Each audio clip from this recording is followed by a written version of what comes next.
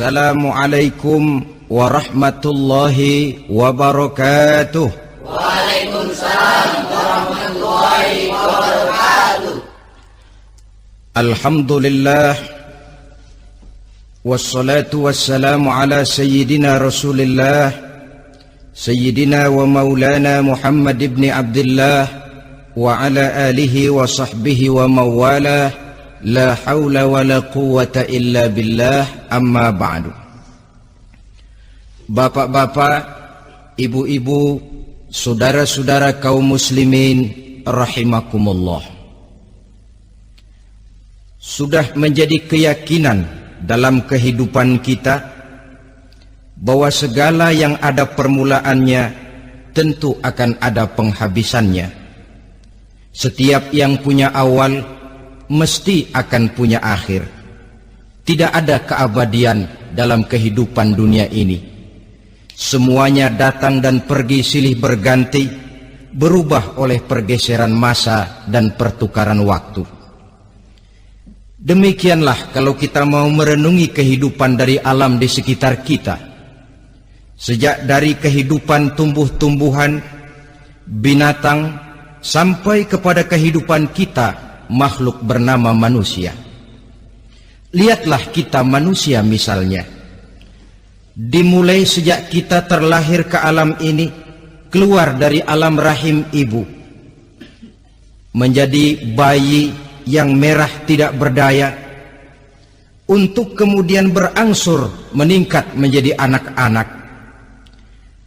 Dari kehidupan anak-anak berubah lagi kita menjadi remaja dengan segala keceriaan dan kelincahannya, dan dari masa remaja naik lagi kita memasuki usia dewasa, untuk kemudian berangsur memasuki hari tua. Lalu setelah kita memasuki hari tua, sehari, seminggu, sebulan, setahun, sampailah kita kepada batas waktu yang telah ditentukan oleh Allah, yang dinamakan ajal, dan bertemulah kita dengan yang disebut maut.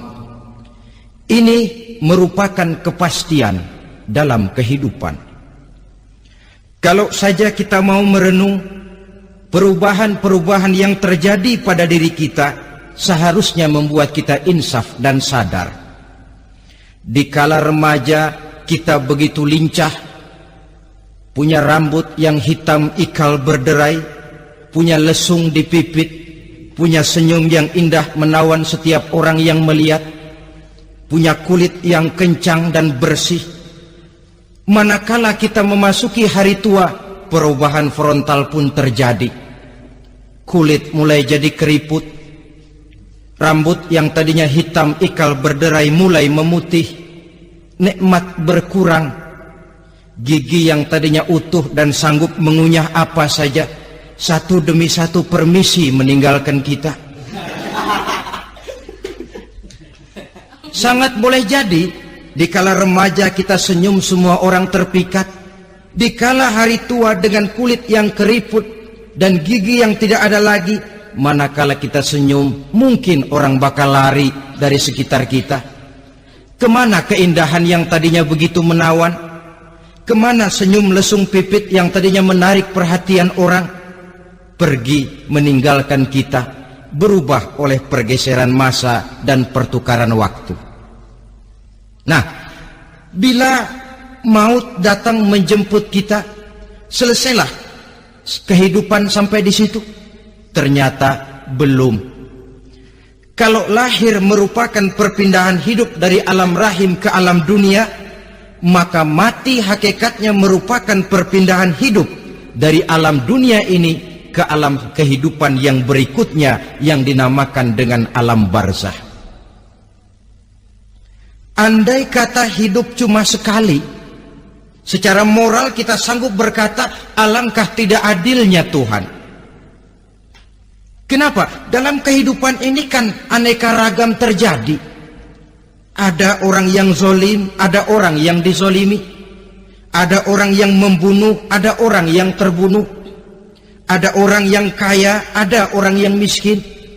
ada orang yang jujur, ada orang yang menghalalkan segala cara,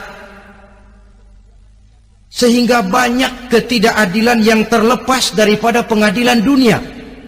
Lalu orang pun bilang, di dunia ini katanya banyak pengadilan tapi sulit keadilan. Di dunia ini mudah mencari pengadilan tapi sulit untuk mencari ketidakadilan. Andai kata hidup cuma sekali, tidak akan ada hidup sesudah hidup yang sekarang ini. Bagaimanakah nasib mereka yang lepas dari pengadilan dunia ini? Alangkah tidak adilnya Allah, andai kata tidak ada kehidupan sesudah hidup yang sekarang. Tentulah akan terjadi di mana orang menghalalkan segala macam cara untuk mencapai tujuan. Yang penting kan saya kaya, yang penting kan saya punya jabatan dan kedudukan tinggi. Kalau perlu jilat atas, jilat atas. Kalau perlu sikut kiri kanan, sikut kiri kanan. Kalau perlu injak bawah, injak yang bawah. Ini prinsip daripada orang-orang komunis. Dan pantas karena mereka tidak percaya kepada kiamat. Pantas karena mereka tidak percaya akan adanya kehidupan sesudah hidup yang sekarang ini. Maka saya menghimbau kepada seluruhnya, kita sudah kadung menyepakati negara ini berdasarkan Pancasila. Kita sudah kadung konsensus bahwa PKI dengan seluruh ajarannya tidak punya hak hidup di bumi Pancasila yang kita cintai ini. Maka salah satu ajaran PKI tujuan menghalalkan cara. Kita orang Indonesia yang berbudi pekerti luhur, yang punya nilai budaya tinggi, janganlah sampai mencaci PKI, membubarkan PKI, mengutukkan PKI, tapi dalam kehidupan sehari-hari prakteknya prinsip komunis kita pakai. Apa itu? Tujuan menghalalkan cara. Asal sudah tujuan tercapai, cara apapun saja halal. Itu pandangan hidup orang yang tidak percaya kepada adanya hari akhirat. Sebagai muslim yang yakin akhirat ada, kiamat pasti akan datang. Hidup tidak cuma sekali. Maka kalau kita zalim, kalau kita berbuat aniaya, kalau kita melakukan korupsi, kalau kita merugikan orang lain, boleh jadi kita terlepas daripada pengadilan dunia. Tapi ingatlah, kita tidak akan pernah lepas dari pengadilan Allah, pengadilan Qadhi Rabbul Jalil, di mana kita akan diadili dengan seadil-adilnya, dan tidak satu perbuatan yang bersifat salah, yang bagaimanapun kecilnya, yang akan lepas dari pengadilan di akhirat itu nanti. Pantas saja kalau satu hari malaikat Jibril datang menasihati Rasulullah sallallahu alaihi wasallam, yang artinya juga menasihati kita semua. Apa kata malaikat Jibril kepada baginda Nabi? Ya Muhammad, ish ma syi'ta fa innaka mayyitun. Hai Muhammad, hiduplah semau kamu, tapi jangan lupa kamu pasti akan mati. Kalau memang dilarang tidak terlarang, dicegah tidak tercegah, kamu mau melaksanakan hidup menurut maumu sendiri, persilakan, hiduplah menurut mau dan gayamu. Tapi jangan lupa, fa innaka mayyitun, satu saat kau pasti bakal mati. Dan mati itu bukan akhir dari segalanya, dia babak baru bagi kehidupan selanjutnya. Silakan hidup menurut maumu, tapi jangan lupa kau pasti akan mati. Wa'mal ma syi'ta fa innaka majziyun bih. Kerjakan apa saja yang kamu mau. Kalau kau mau menghalalkan segala macam cara, persilahkan halalkan segala macam cara. Tapi jangan lupa kau akan mendapat balasan dari seluruh amal perbuatanmu. Wa ahbib ma syi'ta fa innaka mufariquhu. Dan cintailah apa saja yang mau kau cintai. Kau cintai anak istrimu, silahkan. Kau cintai harta bendamu, tafadhal. Kau cintai tanah airmu, kau cintai pangkat dan jabatanmu, persilahkan. Tapi jangan lupa, fa innaka mufariquhu, kau pasti akan berpisah dan akan meninggalkan segala yang kau cintai itu. Apa Apa artinya ini buat kita? Ternyata sesudah maut datang menjemput kita, ada kehidupan sesudah hidup yang sekarang ini. Ini yang mendorong kita untuk dalam kehidupan di dunia ini tidak melakukan prinsip saenake dhewe, semaunya sendiri saja, asal perut kenyang, asal pangkat tinggi, asal harta dapat. Masa bodoh dengan merugikan orang lain, masa bodoh dengan menipu orang lain. Iku jenenge saenake dhewe. Muslim tidak diajarkan. Ingat manusia, setelah kau mati, setelah kiamat datang, kau akan dibangkitkan, kau akan dimintakan pertanggungan jawab tentang kehidupan yang sekarang ini. Saudara hadirin, oleh sebab itu kalau kita bicara soal kiamat, soal akhirat, ini memang masalah yang gaib, yang sepenuhnya tidak bisa dicernakkan dengan kemampuan penalaran intelektual. Dasar di dalam membicarakan ini tidak lain adalah iman kita kepada Allah Subhanahu wa ta'ala. Bukan cuma zaman sekarang, dari zamannya Nabi. Orang itu kalau sudah bicara kiamat, bicara akhirat, ada yang ragu-ragu, ada yang menolak sama sekali. Bukan dari zaman sekarang, dari zaman dulu. Pernah kok satu saat Rasulullah itu dakwah menceritakan, saudara-saudara, akan terjadi kiamat di mana Allah akan membangkitkan manusia dari kuburnya untuk memintakan pertanggungan jawab. Ini dalam dakwahnya Nabi pidato macam itu. Apa reaksi orang? Yang beriman ya mantap, tapi yang tidak beriman, bajingan-bajingan Quraisy ini, mereka bertepuk tangan, mengejek, mencaci. Malahan ini yang luar biasa, ada dua orang kafir namanya Ubay bin Ka'ab dan Al-As bin Wa'il. Mendengar pidato macam ini, mereka buru-buru pulang ke rumah. Ngapain? Ngambil pacul. Lalu berangkat nyari kuburan tua. Dia gali itu kuburan, tulang-tulangnya diangkut, dibawa ke depan Nabi. Ya Muhammad, tulang-tulang yang udah hancur begini, siapa yang bisa ngidupin lagi? Yang macam-macam aja kamu Muhammad, nggak rasional, nggak masuk akal. Allah menjawab. Apa kata Allah? وَضَرَبَ لَنَا مَثَلًا وَنَسِيَ خَلْقَهُ قَالَ مَنْ يُحْيِي الْعِظَامَ وَهِيَ رَمِيمٌ قُلْ يُحْيِيهَا الَّذِي أَنْشَأَهَا أَوَّلَ مَرَّةٍ وَهُوَ بِكُلِّ خَلْقٍ عَلِيمٌ. Mereka memberikan perumpamaan kepada kami, kata Allah. Mereka melupakan asal kejadiannya. Mereka bertanya, siapa yang sanggup menghidupkan tulang belulang yang sudah hancur kayak begini? Qul yuhyiha allazi ansha'aha awwala marrah. Katakan kepada mereka Muhammad, yang akan menghidupkannya adalah dia yang telah menciptakannya pertama kali dulu. Kalau dia sanggup menciptakan, dia tentu lebih sanggup lagi untuk mengembalikan reproduksi ciptaan itu sebagaimana semula. Yang paling kasihan yang ragu-ragu. Akhirat itu ada apa enggak sih? Kiamat itu ada apa enggak sih? Lantaran ragu-ragu, terombang-ambing dia antara harapan dan putus asa, antara kenyataan dan idealisme. Ada yang buta sama sekali 100% terhadap keadaan-keadaan sesudah mati. Perhatian mereka hanya tercurah kepada kehidupan sebelum mati. Yang mereka perhatikan siang dan malam tidak lebih daripada urusan perut. Pergi pagi, pulang sore, peras keringat, banting tulang. Cuma soal makan, soal minum, soal pakaian, soal kendaraan, soal rumah tangga, soal anak, soal istri. Yang mereka pentingkan hanya soal-soal politik misalnya, ekonomi, pembangunan dan industri. Untuk soal-soal kayak begitu, giat betul, habis seluruh waktu untuk memikirkan meningkatkan kebudayaan, politik, sosial, ekonomi.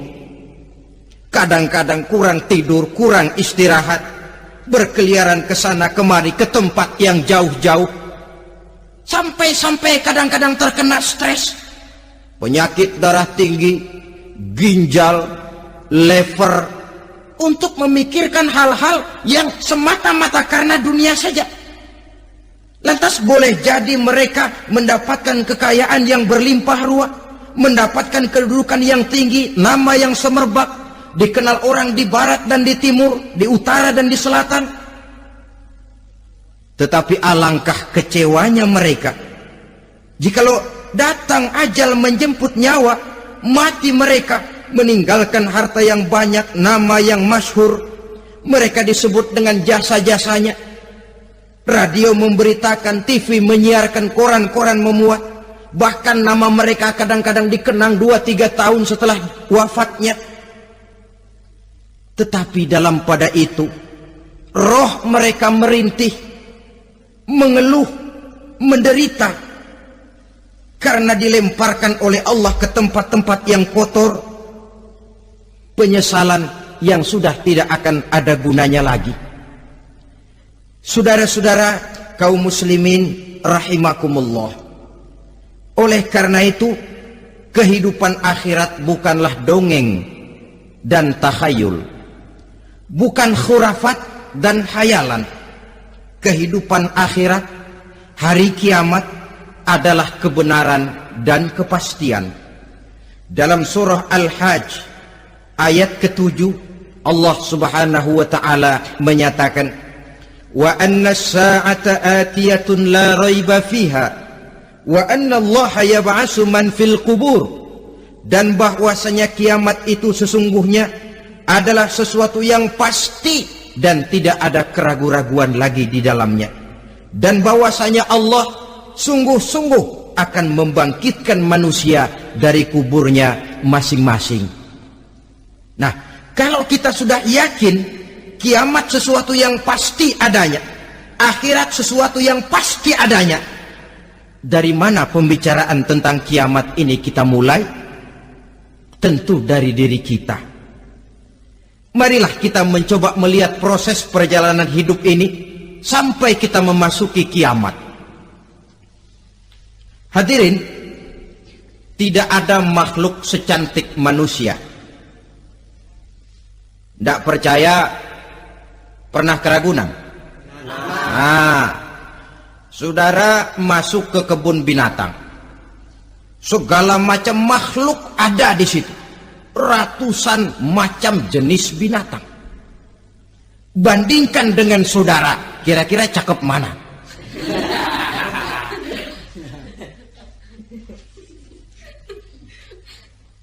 Dari seluruh makhluk yang diciptakan Allah itu, manusia fi ahsani taqwim, dalam bentuk yang paling sempurna, sejak susunan biologis sampai kemampuan berpikir.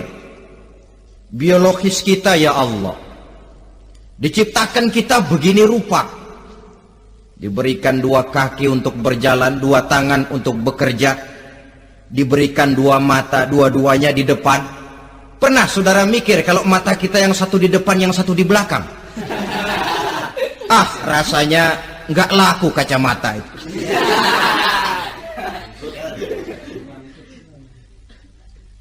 Diberikan hidung dengan 2 lubang, tahu betul Allah ke bawah lagi lubangnya. Coba pikir kalau lubang hidung kita menghadap ke atas, aduh kalau musim hujan repot jagain hidung. Laqad khalaqnal insana fi ahsani taqwim. Sungguh telah kami ciptakan manusia dalam bentuk kejadian yang paling sempurna ketimbang makhluk-makhluk Allah lainnya. Nah, kesempurnaan manusia ini oleh karena hidupnya terdiri dari 2 unsur pokok. Pertama unsur jasmani dan kedua unsur rohani, jasad dan roh. Jasad yang terlihat sekarang ini, potongan saudara yang ngejedok di depan saya ini jasad saudara. Ini yang berasal dari saripati makanan yang dimakan oleh bapak ibu kita. Lalu hasil kerjasama yang baik antara ibu dengan bapak, terwujudlah kita. Kalimat langsungnya, jasad ini berasal dari tanah yang tadi berubah dari bayi, remaja, dewasa, meningkat hari tua. Yang berubah itu jasmani kita. Kenapa? Karena jasmani itu materi, benda, daya tahannya terbatas. Dia berubah oleh pergeseran masa dan pertukaran waktu. Apa ada orang makin tua makin cakep? Jasmani oleh karena dia materi, dia berubah oleh pergeseran masa dan pertukaran waktu. Nah, yang menyebabkan jasmani itu bergerak karena ada roh di dalamnya. Ini yang menyebabkan kehidupan. Ini yang menjadi sumber kehidupan, pusat kesadaran dan pengertian dalam kehidupan manusia. Tanpa roh dalam diri kita, maka jasad kita, pernah lihat orang mati? Nah, itu kalau orang mati, coba perhatikan. Apanya yang kurang? Kupingnya masih ada, tapi sudah tidak sanggup mendengar. Matanya masih lengkap, tapi tidak mampu melihat. Jangankan melihat, terbuka saja tidak. Mulutnya masih ada, tapi sudah tidak bicara lagi. Telinganya cukup, tapi sudah tidak sanggup mendengar. Kakinya lengkap, tapi tidak mampu lagi berjalan. Apa penyebabnya itu? Ternyata jasmani kita, jasad ini, manakala sudah ditinggalkan oleh roh, dia tidak akan bisa berdaya apa-apa. Tidak mampu berjalan, tidak pula berbuat, tidak pula bekerja apapun saja. Saudara-saudara, dua-duanya punya kebutuhan. Jasmani ada kebutuhannya, rohani pun ada kebutuhannya. Jasmani yang jelas perlu makan, perlu minum, perlu tidur, perlu pakaian, dan sebagainya. Nah, apabila saat berpisah datang, ajal sampai, berpisahlah roh dan jasad. Dan itulah yang dinamakan dengan maut. Jadi apa sih mati itu? Mati adalah berpisahnya roh dengan jasad. Sebab itu Islam sangat menganjurkan kita untuk banyak-banyak mengingat mati. Bagaimana caranya mengingat mati? Pertama, mati itu kan pasti. Kira-kira yang hadir di sini ada yang nggak mati nggak kira-kira? Semuanya bakal mati kan? Berani? Berani. Sekarang mau?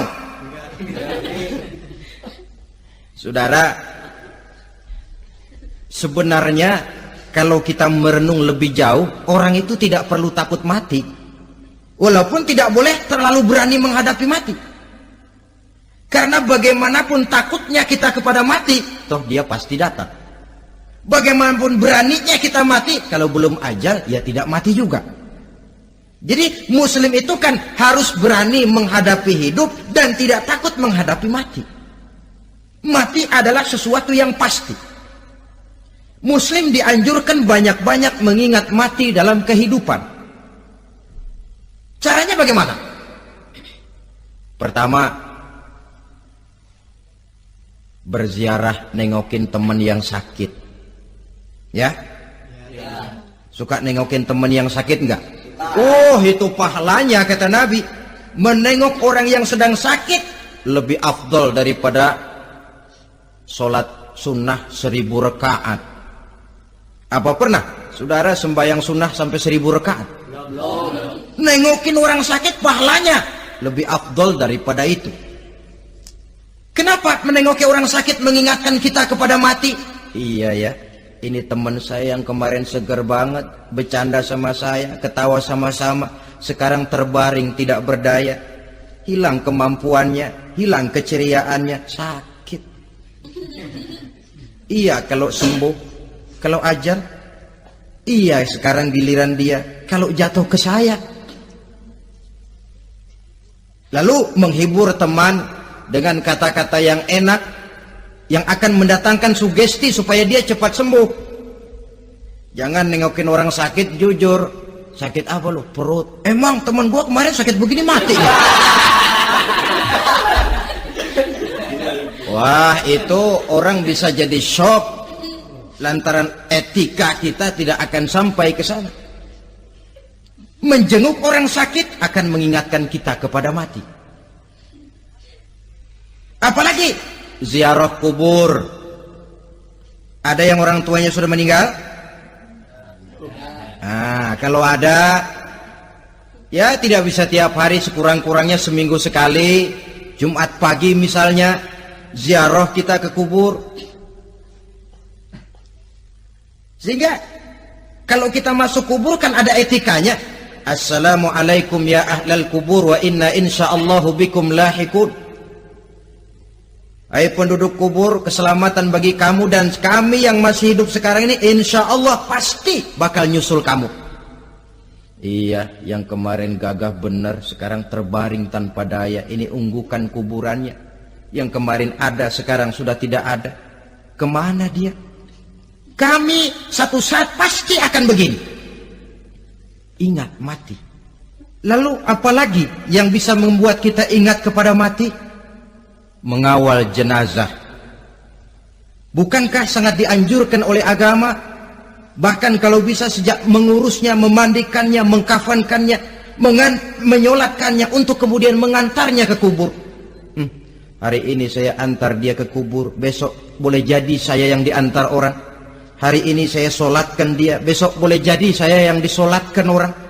Hari ini saya masukkan dia ke liang lahat, besok mungkin giliran saya dimasukkan orang ke liang lahat. Ingat mati, tumbuh kesadaran. Lalu daya positifnya dalam kehidupan apa? Nah, saudara-saudara hadirin, orang yang mengingat mati bukan lantas menjadi lemah dalam kehidupan, menjadi putus asa, sedikit semangat, terbentur kesulitan, mudah frustasi. Bukan itu tujuannya kita diperintah mengingat mati. Jelasnya Islam menganjurkan kita untuk mengingat mati guna maksud-maksud yang positif, supaya orang lalu sadar hidup ini cuma sebentar. Maka mumpung hidup, nah ini mumpung, tapi mumpung yang baik.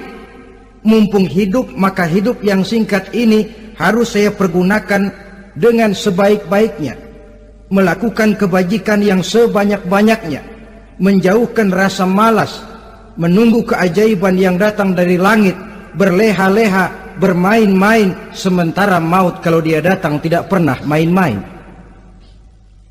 Pantas kalau seorang penyair bernama Syauqi memesankan, tazawwad bittaqwa fa innaka la tadri idza hanna al-lailu hal ta'ishu ila al-fajri, kam min sahihin mata min ghairi illatin wa kam min alilin 'asha hinan min ad-dahri.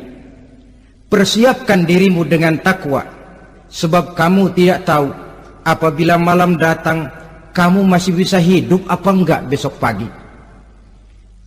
Apa ada jaminan saudara yang kumpul di depan saya malam ini besok masih bisa hidup? Tidak. Ada jaminan? Tidak ada sama sekali. Kam min sahihin mata min ghairi illatin. Berapa banyak orang sehat mati nggak pakai sakit lagi. Sebabnya kadang-kadang ringan saja. Ada yang cuma jatuh di kamar mandi mati. Ada yang cuma ketiban pensil. Iya, kalau ketiban pensil 3 peti masa nggak mati. Ta'addadatil asbab wal mautu wahid. Sebabnya boleh jadi macam-macam, tapi mati satu juga, yaitu mati. Dia seperti kelapa yang terlalu tua jatuh ke bawah, yang kembang baru keluar pun jatuh ke bawah. Itulah mati. Dia datang menjemput yang bayi, dia datang mengambil yang anak-anak, dia datang juga kepada yang remaja, kepada yang dewasa, kepada yang tua sekalipun. Jangan yang remaja lalu berpikir, gua rasanya masih jauh banget mau mati.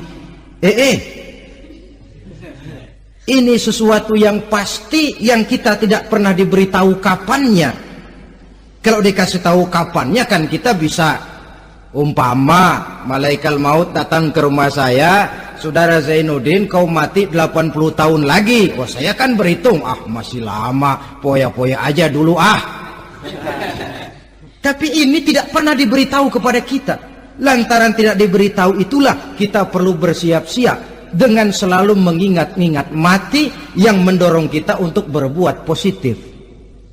Satu contoh peringatan mati yang mendatangkan positif pada peristiwa ketika turun perintah hijrah. Ketika di Mekah sudah terpepet turun perintah hijrah.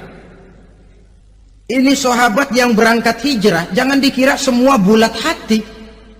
Ada yang mikir, kalau saya hijrah berangkat dari Mekah ke Madinah, nanti di tengah jalan dicegat oleh kafir Quraisy lalu dibunuh, mati saya. Takut mati. Allah peringatkan, kullu nafsin za'iqatul maut. Kamu disuruh hijrah saja takut mati, padahal kamu tahu semua yang hidup bakalan mati. Diam saja di Mekah mati, hijrah ke Madinah pun akan mati. Mendengar ayat ini, Sayyidina Umar bin Khattab seperti dibakar semangatnya. Kalau sebagian sahabat hijrah sembunyi-sembunyi, beliau mau hijrah itu malah bajingan Quraisy dikumpulkan dekat Ka'bah. Pidato, ya ma'syara Quraisy, dedengkot Quraisy, dengerin. Besok pagi yang namanya Umar bin Khattab mau hijrah dari Mekah ke Madinah. Siapa yang kepengen kepalanya berpisah dengan badannya, persilahkan cegat Umar di jalanan. Besok dengan tenang dia berangkat hijrah, gak ada yang berani nyegat. Tuh Quraisy juga barangkali mikir, gue ngapain nyegat penyakit. Begitu ingat mati, timbul semangat juang, timbul semangat berbuat. Ini ingat mati yang positif, bukan yang melemahkan semangat. Dah jangan kerja rajin-rajin dah, lu bakalan mati. Ini ingat mati yang salah pasang. Ingat mati seharusnya mendorong manusia untuk berbuat lebih tekun. Allah memberikan peringatan, qul innal mauta alladzi tafirruna minhu fa innahu mulaqikum. Katakan, maut yang kamu akan melarikan diri daripadanya, yang kamu takuti benar dia pasti akan datang menjemput kamu. Saudara-saudara hadirin yang saya hormati, datangnya memang tidak kita harapkan yang namanya maut. Tapi sekali dia datang, tidak ada pintu tempat kita lari. Dia memang tidak pernah kita undang. Tapi sekali dia datang, mengetok pintu, kekuatan apa yang bisa menolak? Dia sebuah tanda seru dalam kehidupan. Apa yang menyebabkan orang takut mati? Pertama barangkali karena dia tidak tahu bagaimana kehidupan sesudah mati. Alam kubur gelap, alam akhirat gelap, sehingga dia bingung. Lantaran bingung lalu jadi takut. Yang kedua boleh jadi oleh bayangan-bayangan dosa yang pernah dia kerjakan di dunia ini. Kerjanya cuma menumpuk dosa. Dia gembira, bahagia, tertawa di atas tumpukan dosanya. Merasa segan berpisah dengan seluruh kehidupan ini. Sehingga boleh jadi maut adalah sesuatu yang ditakutkannya benar dalam kehidupan.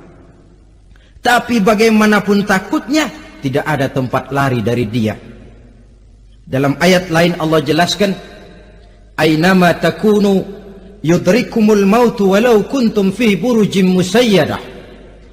Di mana saja kamu berada, dalam benteng yang paling tangguh sekalipun, maut pasti akan datang menjemput kamu.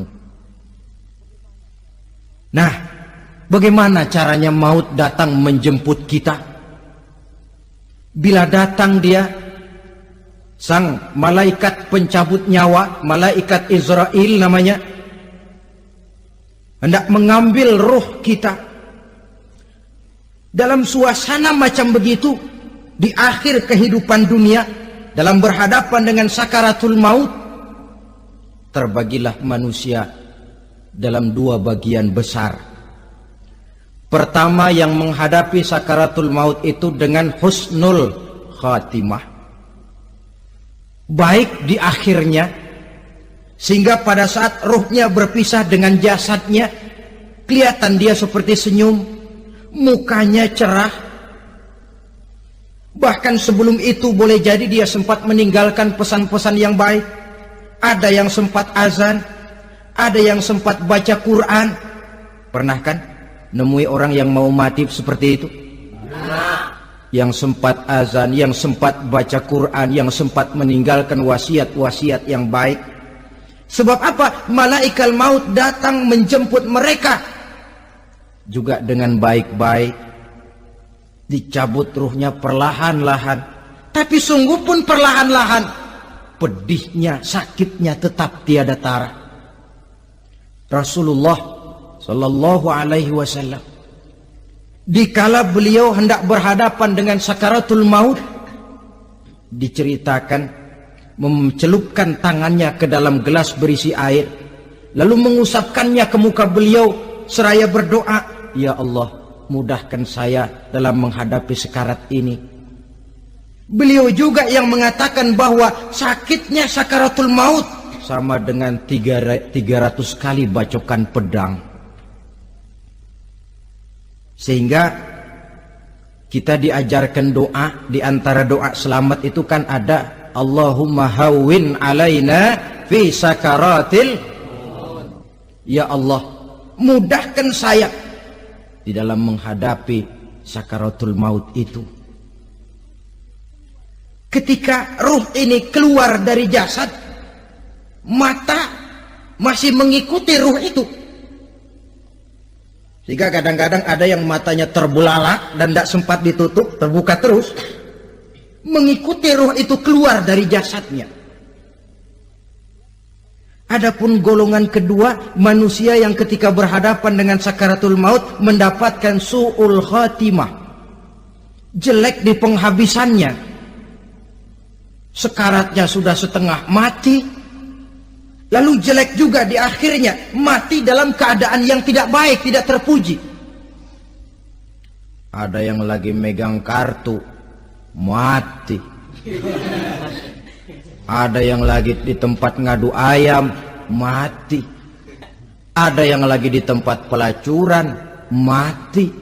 Ada yang lagi megang botol minuman keras, mati. Nih barangkali malaikat maut gemes banget nariknya, lu bajingan, lu tarik terus kan. Mati su'ul khatimah. Makanya bagus itu. Kadang-kadang di majelis-majelis taklim kan sering dibaca, ya Allah biha, ya Allah biha, ya Allah bihusnil khatimah. Kan ada itu? Ada enggak? Saudara hadirin, mohon agar oleh Allah kita diberikan husnul khatimah, baik di saat ruh akan berpisah dengan jasad. Ini sesuatu yang pasti. Sang malaikat maut datang menjemput nyawa. Setelah ruh berpisah dari badan, maka tinggallah sang badan, ditangisi oleh semua yang kita tinggalkan.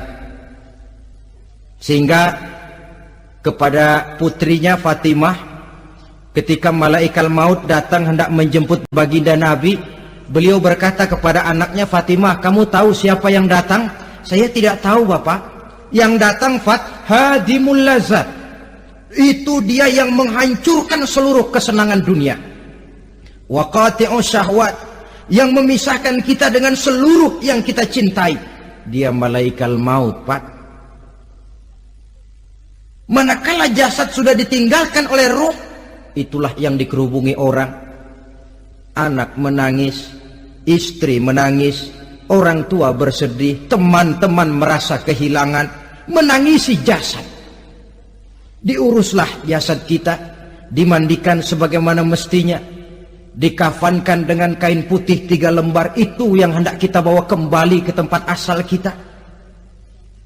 Pakaian sutra, jas yang mereknya Switzerland wool, kain yang Samarinda, sepatu yang Belly atau Beltoni, jam tangan yang Rolex, kendaraan yang serba mewah. Tidak ada yang menyertai kita.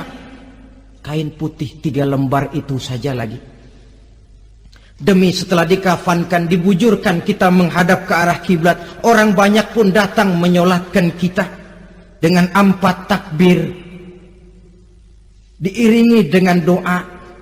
Lalu upacara pelepasan, berangkat kita meninggalkan anak, istri, suami, kampung halaman, tanah air, bahkan alam dunia ini. Selamat tinggal alam dan seluruh isinya. Tinggallah yang tinggal.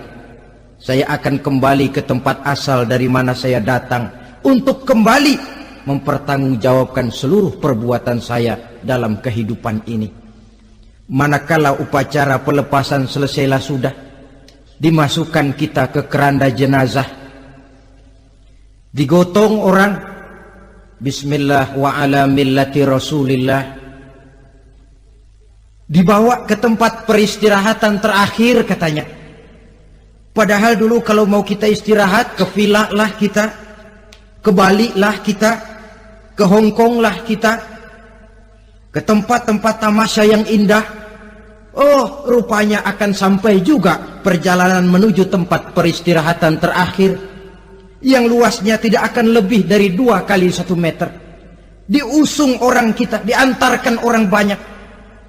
Manakala sampai ke atas liang lahat, pengusung jenazah dibuka, diturunkan kita ke liang lahat, dibaringkan.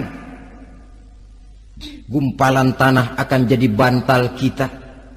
Muka dibuka, dihadapkan ke arah kiblat. Setelah itu ditutup liang lahat kita dengan kayu. Masih belum kurang, diuruk dengan tanah.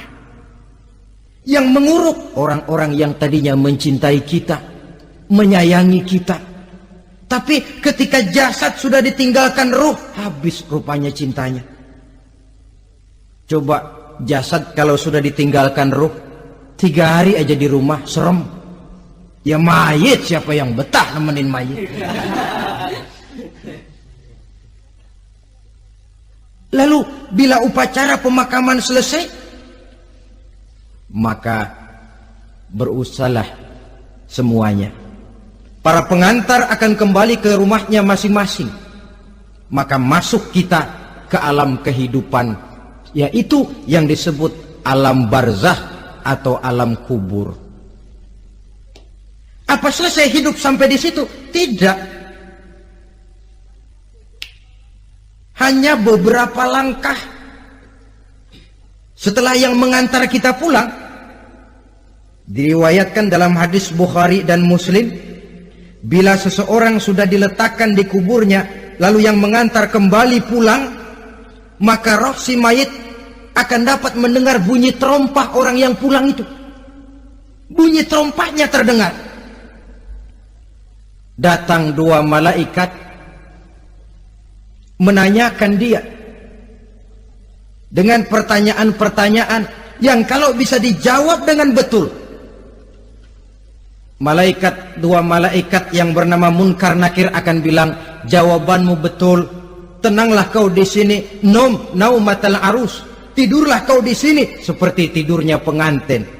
Orang yang baik-baik di alam kuburnya akan mendapat nikmat kubur, sehingga masa penantian yang lama. Sebab jangan lupa, kita masuk ke kubur itu kan menunggu sampai datangnya hari kiamat. Jadi kalau kiamat umpama masih 1000 tahun lagi, ya 1000 tahun kita menunggu. Orang yang baik-baik penantian di alam kubur, kata malaikat, naumatal arus, tidurlah kamu seperti tidurnya pengantin. Bagaimana sih tidurnya pengantin? Nggak berasa. Iya, kata anak sekarang, endah aja udah. Begitu mendusin pagi, kata lakinya, malam sebentar bener ya Neng. Sebentar betul katanya malam. Ya tentu saja tidak terasa. Kenapa? Dia tidak pernah memikirkan waktu.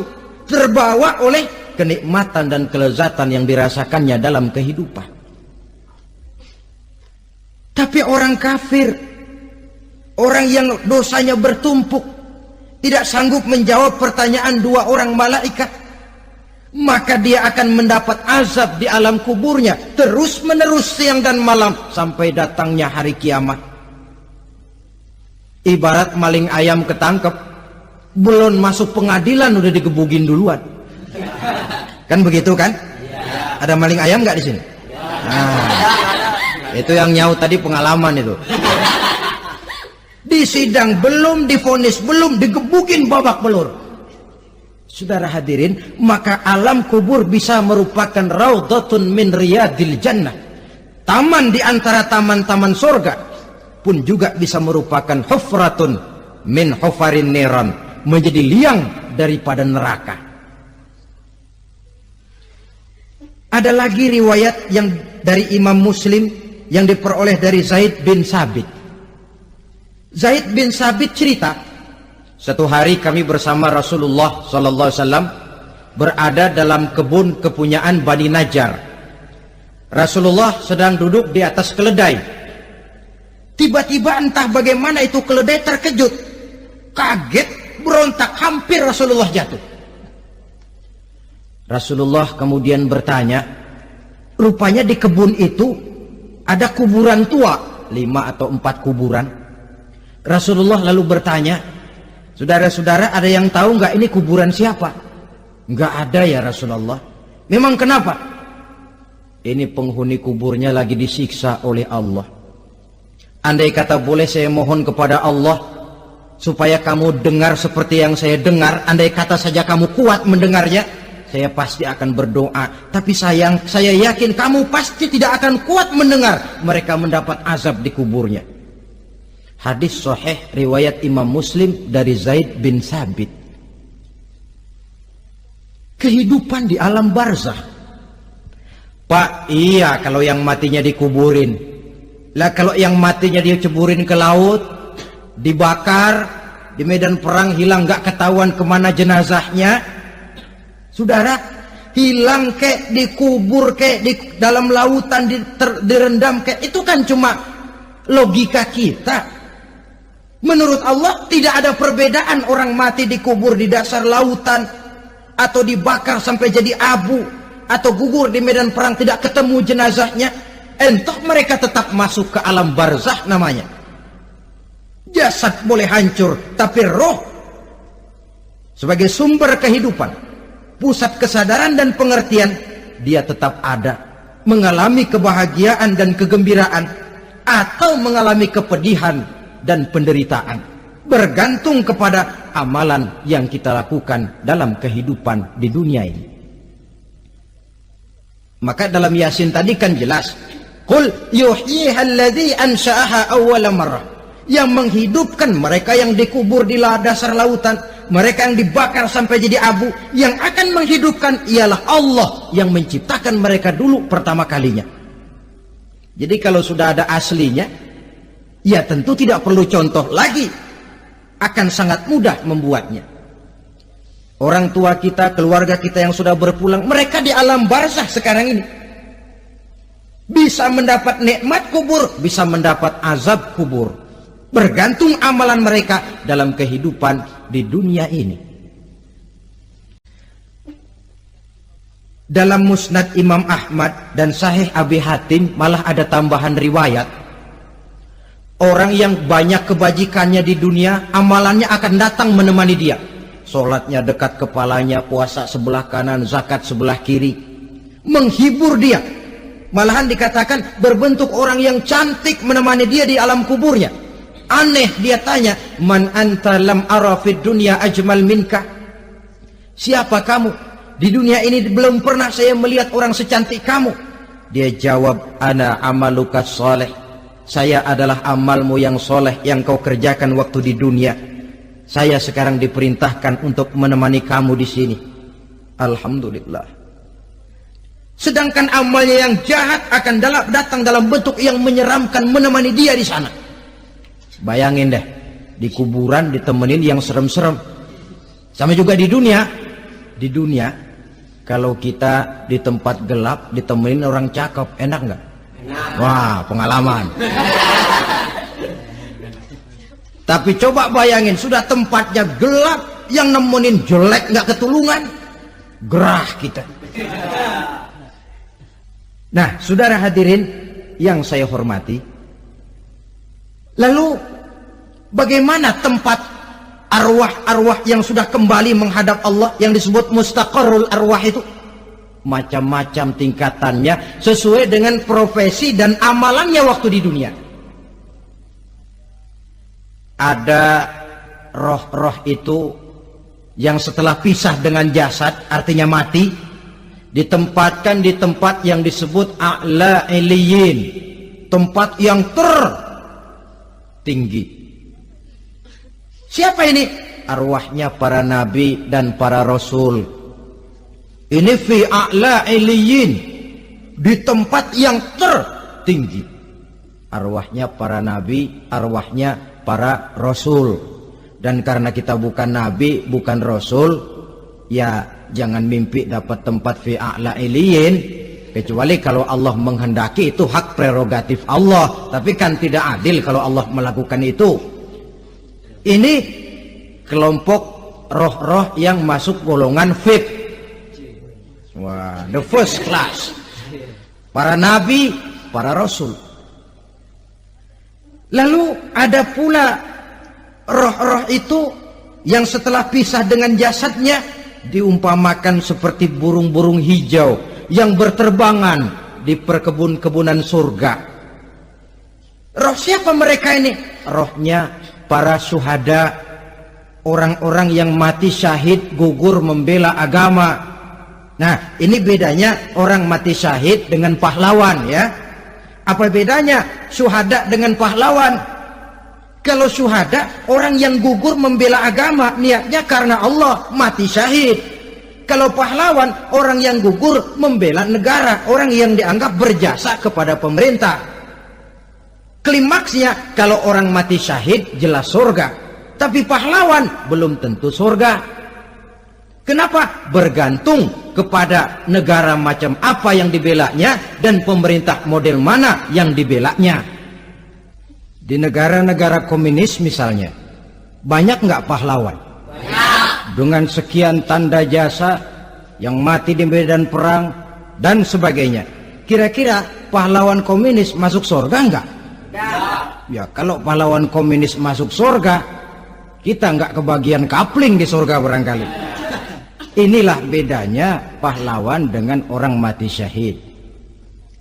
Kemudian ada pula roh itu yang tertahan di pintu surga. Tertahan di pintu surga. Ini seperti tadi, orang yang mati syahid tapi masih ada kaitan di dunia. Rasulullah pernah ditanya orang, ya Rasul, kalau saya maju ke medan perang bela agama, mati syahid, apa saya masuk surga?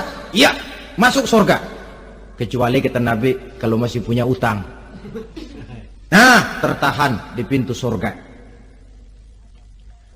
Ada pula roh itu yang tertahan di alam kuburnya. Ini umumnya seperti tadi itu. Ada mempunyai dosa, mempunyai kesalahan, sehingga merasakan azab kubur. Ada juga roh itu yang tertahan di permukaan bumi. Mereka yang dalam hidup selalu menumpuk dosa-dosa yang besar, meninggal sebelum keburu untuk bertaubat. Saudara hadirin yang saya hormati, inilah yang kita khawatirkan. Sebab jikalau pada saat roh sudah datang, jikalau saatnya roh datang berpisah dengan jasad, menemukan sakaratul maut, saat itu taubat sudah tidak akan ada gunanya lagi. Masuk ke alam kubur, mendapat azab kubur sampai datangnya hari kiamat. Berapa lama di alam kubur ini? Menunggulah kita sampai datang saatnya kiamat. Nah, saudara-saudara, apa tanda-tanda hari kiamat?